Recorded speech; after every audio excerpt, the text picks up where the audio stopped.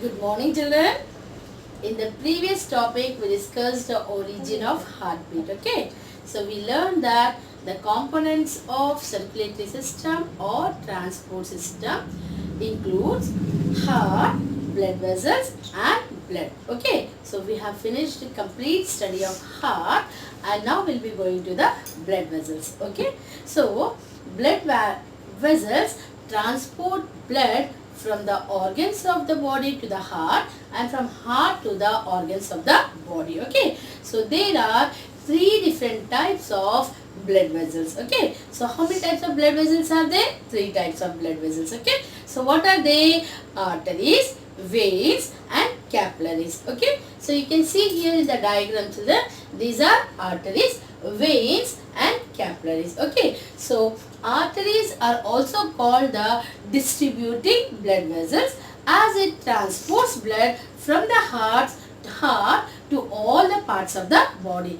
That is, it carries oxygenated blood from the heart to all the parts of the body. Okay, except the pulmonary artery. Pulmonary artery carries deoxygenated blood from the heart to the lungs. Okay, and then veins are called the collecting blood vessels. Okay, as it carries blood from the organs of the body to the heart. Okay, so it collects deoxygenated blood from all the organs of the body to the heart. Okay, and next, pulmonary vein carries oxygenated blood from the lungs to the heart. Okay, so arteries carry oxygenated blood except the pulmonary artery, and veins carry deoxygenated blood from all the organs of the body except the pulmonary veins. Okay, children, so these are the major difference between arteries and veins. Okay, and then next, arteries are deeply seated. Okay, they are situated deep inside the body. Okay, near the bones. Okay, and the walls of the arteries are much thicker and elastic in nature. Okay, so they have the capacity to stretch. Understood, children? So it is elastic in nature, and then the flow of blood in the artery is in jerk. Okay, and valves are absent. Okay, valves are absent. And next, in this blood vessel, children, here I have written the pressure of the blood in the arteries is very high. Okay, and one more difference, children, if the organism dies, there is no blood in the arteries. Okay, but in the veins, if the organism dies, still the blood flow continues. Okay, so next one, veins, and then the lumen of the artery is much smaller. Okay, next one is vein.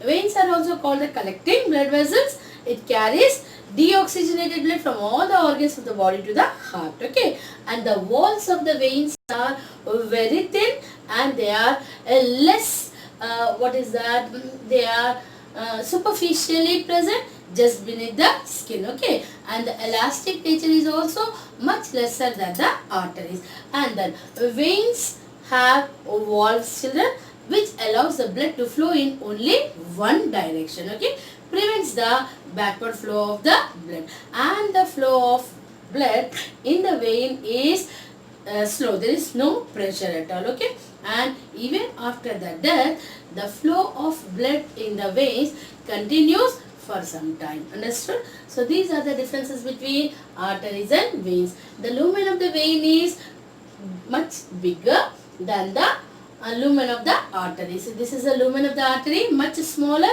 and the lumen of the vein is much bigger. Okay, and then one more thing, arteries ends with the capillaries. Okay, arteries ends with the capillaries, whereas veins begins with the capillaries. Okay, and next blood vessel is capillary, children.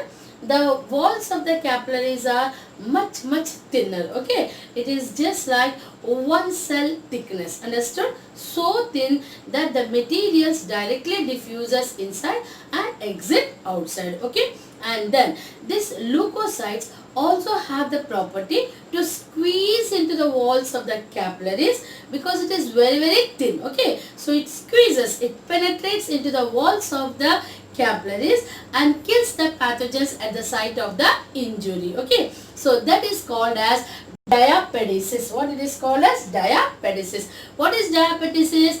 Leukocytes have the property to squeeze or penetrate into the walls of the arteries and kills the pathogens at the site of the injury. That is called as diapedesis. Okay, and then here you can see in this diagram, children.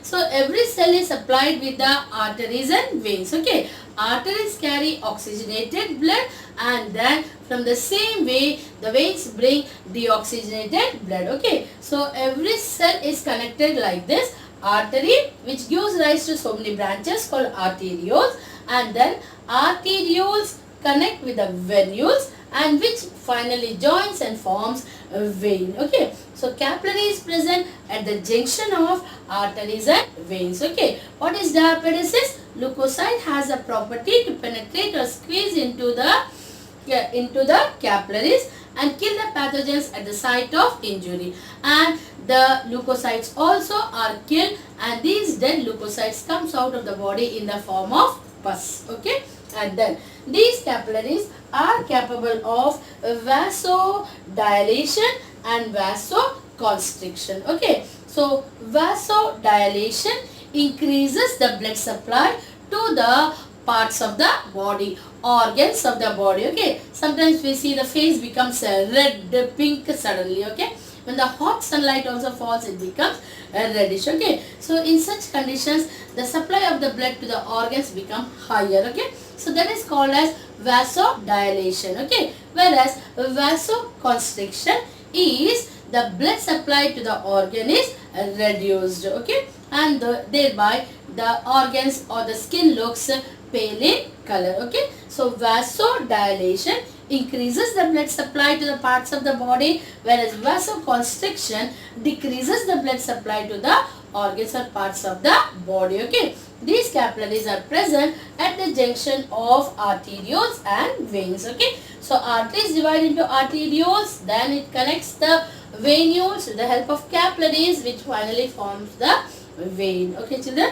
so these are the three different types of blood vessels: arteries, veins and capillaries, and there are some differences between arteries and veins. This is one of the most important question asked in CBSE board paper. Okay, children, so take down the diagram, understand and note these points. Okay, take down. That's it.